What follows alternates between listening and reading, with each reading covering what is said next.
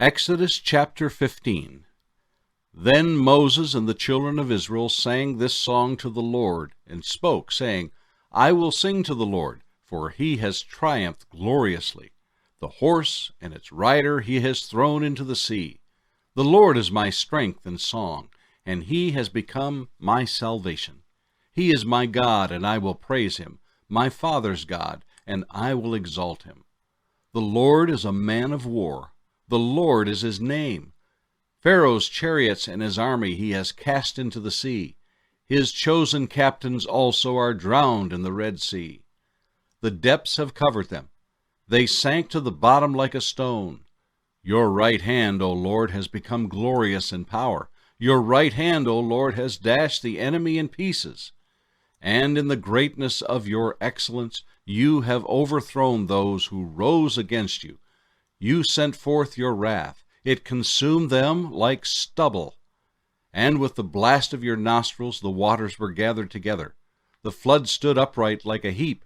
The depths congealed in the heart of the sea. The enemy said, I will pursue. I will overtake. I will divide the spoil. My desire shall be satisfied on them. I will draw my sword. My hand shall destroy them.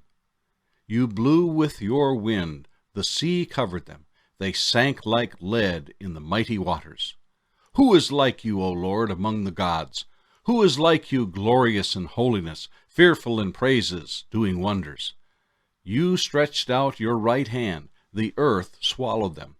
You, in your mercy, have led forth the people whom you have redeemed. You have guided them in your strength to your holy habitation. The people will hear and be afraid. Sorrow will take hold of the inhabitants of Philistia. Then the chiefs of Edom will be dismayed.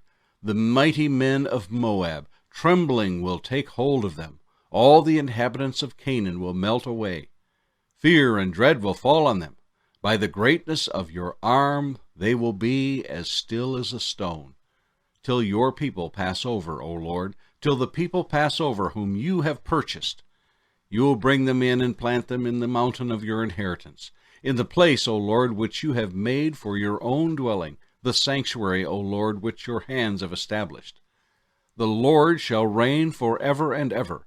For the horses of Pharaoh went with his chariots and his horsemen into the sea, and the Lord brought back the waters of the sea upon them.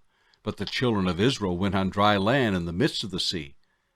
Then Miriam the prophetess, the sister of Aaron, took the timbrel in her hand, and all the women went out after her with timbrels and with dances. And Miriam answered them, Sing to the Lord, for he has triumphed gloriously. The horse and its rider he has thrown into the sea. So Moses brought Israel from the Red Sea. Then he went out into the wilderness of Shur. And they went 3 days in the wilderness and found no water. Now when they came to Marah, they could not drink the waters of Marah, for they were bitter. Therefore the name of it was called Marah. And the people complained against Moses, saying, What shall we drink? So he cried out to the Lord, and the Lord showed him a tree. When he cast it into the waters were made sweet. There he made a statute and an ordinance for them, and there he tested them, and said, If you diligently heed the voice of the Lord your God, and do what is right in his sight, give ear to his commandments, and keep all his statutes, I will put none of the diseases on you which I have brought on the Egyptians, for I am the Lord who heals you. Then they came to Elim, where there were 12 wells of water and 70 palm trees. So they camped there by the waters. Exodus chapter 16. And they journeyed from Elim, and all the congregation of the children of Israel came to the wilderness of Sin, which is between Elim and Sinai, on the 15th day of the 2nd month after they departed from the land of Egypt. Then the whole congregation of the children of Israel complained against Moses and Aaron in the wilderness. And the children of Israel said to them, Oh, that we had died by the hand of the Lord in the land of Egypt, when we sat by the pots of meat, and when we ate bread to the full. For you have brought us out into this wilderness to kill this whole assembly with hunger. Then the Lord said to Moses, Behold, I will rain bread from heaven for you, and the people shall go out and gather a certain quota, every day, that I may test them, whether they will walk in my law or not. And it shall be on the 6th day that they shall prepare what they bring in, and it shall be twice as much as they gather daily. Then Moses and Aaron said to all the children of Israel, At evening you shall know that the Lord has brought you out of the land of Egypt, and in the morning you shall see the glory of the Lord, for he hears your complaints against the Lord. But what are we that you complain against us? And Moses said, This shall be seen when the Lord gives you meat to eat in the evening, and in the morning bread to the full. For the Lord hears your complaints which you make against him. And what are we? Your complaints are not against us, but against the Lord.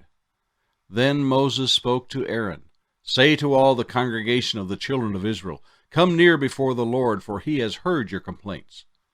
Now it came to pass, as Aaron spoke to the whole congregation of the children of Israel, that they looked toward the wilderness, and behold, the glory of the Lord appeared in the cloud. And the Lord spoke to Moses, saying, I have heard the complaints of the children of Israel. Speak to them, saying, At twilight you shall eat meat, and in the morning you shall be filled with bread, and you shall know that I am the Lord your God. So it was that quails came up at evening and covered the camp, and in the morning the dew lay all around the camp. And when the layer of dew lifted, there on the surface of the wilderness was a small round substance, as fine as frost on the ground. So when the children of Israel saw it, they said to one another, What is it? For they did not know what it was.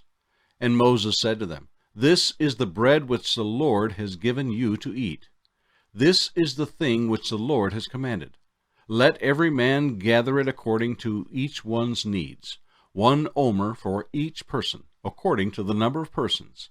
Let every man take for those who are in his tent. Then the children of Israel did so and gathered, some more, some less. So when they measured it by omers, he who gathered much had nothing left over, and he who gathered little had no lack. Every man had gathered according to each one's need. And Moses said, Let no one leave any of it till morning. Notwithstanding, they did not heed Moses, but some of them left part of it until morning, and it bred worms and stank. And Moses was angry with them. So they gathered it every morning, every man according to his need, and when the sun became hot, it melted. And so it was on the 6th day that they gathered twice as much bread, 2 omers for each one. And all the rulers of the congregation came and told Moses. Then he said to them, This is what the Lord has said. Tomorrow is a Sabbath rest, a holy Sabbath to the Lord. Bake what you will bake today, and boil what you will boil, and lay up for yourselves all that remains, to be kept until morning. So they laid it up till morning, as Moses commanded, and it did not stink, nor were there any worms in it. Then Moses said, Eat that today, for today is a Sabbath to the Lord. Today you will not find it in the field. 6 days you shall gather it, but on the 7th day, the Sabbath, there will be none. Now it happened that some of the people went out on the 7th day to gather, but they found none. And the Lord said to Moses, How long do you refuse to keep my commandments and my laws? See, for the Lord has given you the Sabbath. Therefore he gives you on the 6th day bread for 2 days. Let every man remain in his place. Let no man go out of his place on the 7th day. And the house of Israel shall call its name manna. And it was like white coriander seed, and the taste of it was like wafers made with honey. Then Moses said, This is the thing which the Lord has commanded. Fill an omer with it, to be kept for your generations, that they may see the bread which I fed you in the wilderness, when I brought you out of the land of Egypt. And Moses said to Aaron, Take a pot and put an omer of manna in it, and lay it up before the Lord to be kept for your generations. As the Lord commanded Moses, so Aaron laid it up before the testimony to be kept. And the children of Israel ate manna 40 years, until they came to an inhabited land. They ate manna until they came to the border of the land of Canaan. Now an omer is 1/10 of an ephah. The Gospel of Mark, chapter 5. Then they came to the other side of the sea, to the country of the Gadarenes. And when he had come out of the boat, immediately there met him out of the tombs a man with an unclean spirit, who had his dwelling among the tombs, and no one could bind him, not even with chains, because he had often been bound with shackles and chains. And the chains had been pulled apart by him, and the shackles broken in pieces. Neither could anyone tame him. And always, night and day, he was in the mountains and in the tombs, crying out and cutting himself with stones. When he saw Jesus from afar, he ran and worshipped him. And he cried out with a loud voice and said, "What have I to do with you, Jesus, Son of the Most High God? I implore you by God that you do not torment me." For he said to him, "Come out of the man, unclean spirit." Then he asked him, "What is your name?" And he answered, saying, "My name is Legion, for we are many." Also he begged him earnestly that he would not send them out of the country. Now a large herd of swine was feeding there near the mountains. So all the demons begged him, saying, "Send us to the swine, that we may enter them." And at once Jesus gave them permission. Then the unclean spirits went out and entered the swine. There were about 2,000. And the herd ran violently down the steep place into the sea, and drowned in the sea. So those who fed the swine fled, and they told it in the city and in the country, and they went out to see what it was that had happened. Then they came to Jesus, and saw the one who had been demon-possessed, and had the legion, sitting and clothed in his right mind, and they were afraid. And those who saw it told them how it happened to him who had been demon-possessed, and about the swine. Then they began to plead with him to depart from their region. And when he got into the boat, he who had been demon-possessed begged him that he might be with him. However, Jesus did not permit him, but said to him, "Go home to your friends, and tell them what great things the Lord has done for you, and how he has had compassion on you." And he departed, and began to proclaim in Decapolis all that Jesus had done for him, and all marveled. Now when Jesus had crossed over again by boat to the other side, a great multitude gathered to him, and he was by the sea. And behold, one of the rulers of the synagogue came, Jairus by name. And when he saw him, he fell at his feet, and begged him earnestly, saying, "My little daughter lies at the point of death.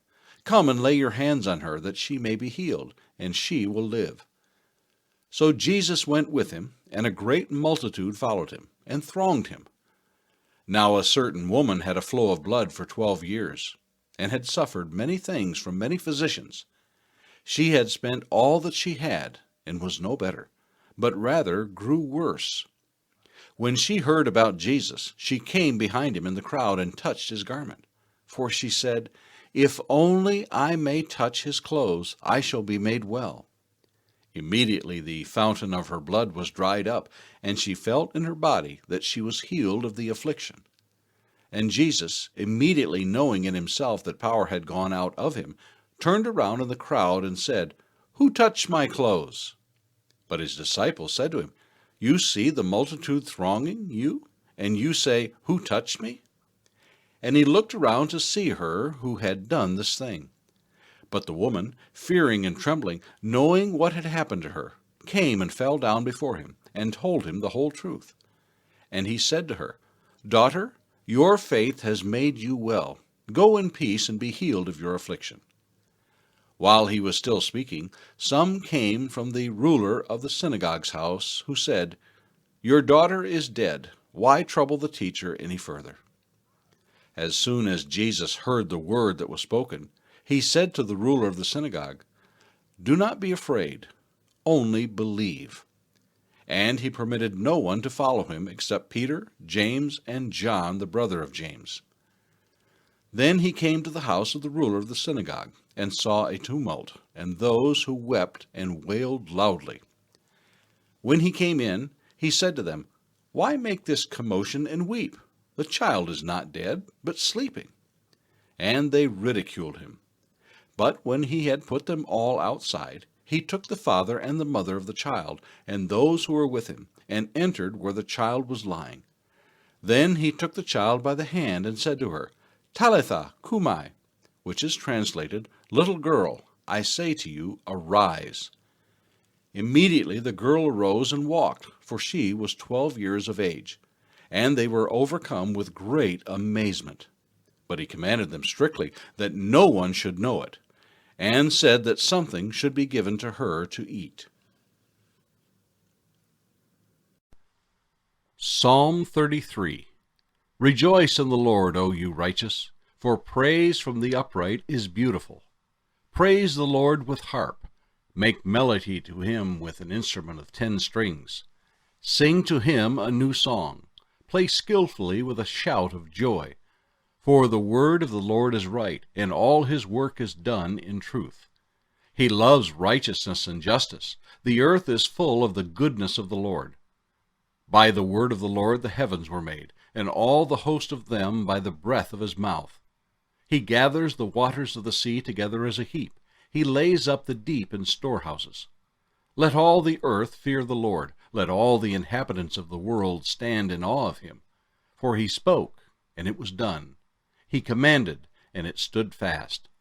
The Lord brings the counsel of the nations to nothing. He makes the plans of the peoples of no effect. The counsel of the Lord stands forever, the plans of his heart to all generations. Blessed is the nation whose God is the Lord, the people he has chosen as his own inheritance. The Lord looks from heaven. He sees all the sons of men. From the place of his dwelling he looks on all the inhabitants of the earth. He fashions their hearts individually. He considers all their works. No king is saved by the multitude of an army.